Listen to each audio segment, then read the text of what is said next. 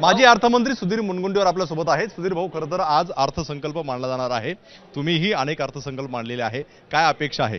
नाही, साधारणतः अर्थसंकल्पामध्ये आपण जो मॅनिफेस्टो जनतेला देतो, जनतेला निवडणुकीमध्ये आश्वासनं देतो, त्याचं 5 वर्षामध्ये योग्य पद्धतीने विभाजन करायचं असतं आणि दरवर्षी त्यापैकी काही मुद्दे सोडवण्यासाठी प्रयत्न करायचे असतात। त्याच्यावर आउटले द्यायचा असतो, नियतव्यय द्यायचा असतो आणि दीनदुर्बल, शोषित, पीडित, अंध, अपंग, निराधार, असहाय्य, शेतकरी, शेतमजूर हा जो या रयतेच्या राज्याचा केंद्रबिंदू आहे, कणा आहे, त्यांच्यासाठी त्यांच्या जीवनामध्ये बदल व्हावा या दृष्टीने या अर्थसंकल्पामध्ये संकल्प करायचा असतो। त्याच्यामध्ये आर्थिक, सामाजिक, सांस्कृतिक, आध्यात्मिक, महिलांच्या सर्वांगीण विकासासाठी या दृष्टीने आपण काय देऊ शकतो, शेतकऱ्यांसाठी काय देऊ शकतो, शेतकऱ्यांची समस्या काय, त्या समस्या सोडवण्यासाठी अर्थसंकल्पामध्ये आपल्याला काय घोषणा कराव्या लागतात याचा विचार केला जातो। खऱ्या अर्थाने लाडक्या बहीण योजनेमुळे तिजोरी कुठेतरी खडखडाट झालेला आहे, त्यामुळे कुठेतरी अर्थमंत्र्यांना कसरत करायला लागेल अर्थसंकल्प सादर करताना। बघा, मला असं वाटतं की तुम्ही पत्रकार म्हणून सुद्धा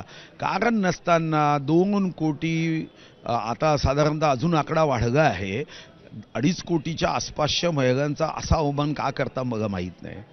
दरवर्षी आम्ही निवृत्तीवेतन आणि पगारावर 30,000 कोटीच्या आसपास वाढ करतो। तुमच्यापैकी कोणी त्याच्यावर एक शब्द बघत नाही। 2.5 कोटी बहिणींना न्याय दिल्याबरोबर तुम्ही पत्रकार बंधूसुद्धा खडखडाट जागा राज्यकर्ते म्हणून आम्हाला सामाजिक न्याय देताना खडखडाट दिसतो आणि कर्मचाऱ्यांना जेव्हा एवढा 30,000 कोटी रुपये आम्ही वर्षाला वाढवतो तेव्हा तुम्ही एक शब्द बघत नाही। आश्चर्यजनक आहे। म्हणायचं का लाडक्या बहिणींना तुम्ही अशा पद्धतीने लाडक्या बहिणींना दोष देता हो की लाडक्या बहिणींमुळे खडखडाट आहे, लाडक्या बहिणींमुळे खडखडाट आहे, त्यांचा हक्क नाही आहे या राज्यात?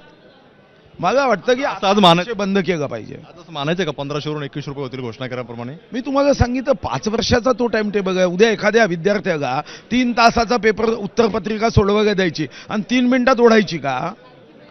असं आहे की मॅनिफेस्टोमध्ये काही मुद्दे आत्ता सोडवले पाहिजे। प्रत्येक मुद्दा असं एकाच बजेटमध्ये जर सोडवला, सारे प्रश्न एकाच बजेटमध्ये सोडवले तर मग निवडणुकाही घ्यायची आवश्यकता राहणार नाही।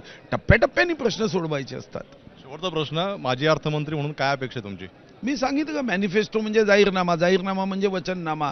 तर रघुकुल रीत सदा चली आई, प्राण जाय पर वचन न जाय। राजा हरिश्चंद्राचा देश आहे, स्वप्नात जर शब्द दिला तो आपण पूर्ण करतो। मॅनिफेस्टोमध्ये शब्द दिला, 5 वर्षामध्ये त्याचं विभाजन करून जेवढे मुद्दे सोडवता येते, एखादा मुद्दा कायद्याच्या चौकटीत अटकला तर मी समजू शकतो, पण आम्ही लोकांना जाहीरपणे ज्या गोष्टी सांगितल्या त्याचं 5 वर्षामध्ये विभाजन करून तो आमच्या मॅनिफेस्टोचे मुद्दे हे आपल्या बजेटमध्ये दिसले पाहिजे। जाहीरनाम्यामध्ये ज्या घोषणा केलेल्या होत्या त्या घोषणाचं 5 वर्षामध्ये विभाजन करून जे आहे ते पूर्ण केल्या जातील असं सुधीर मुनगंटीवार बोलताना पाहायला मिळत आहेत। राजू सोनवणे, एबीपी माझा, मुंबई। एबीपी माझा, उघडा डोळे बघा नीट।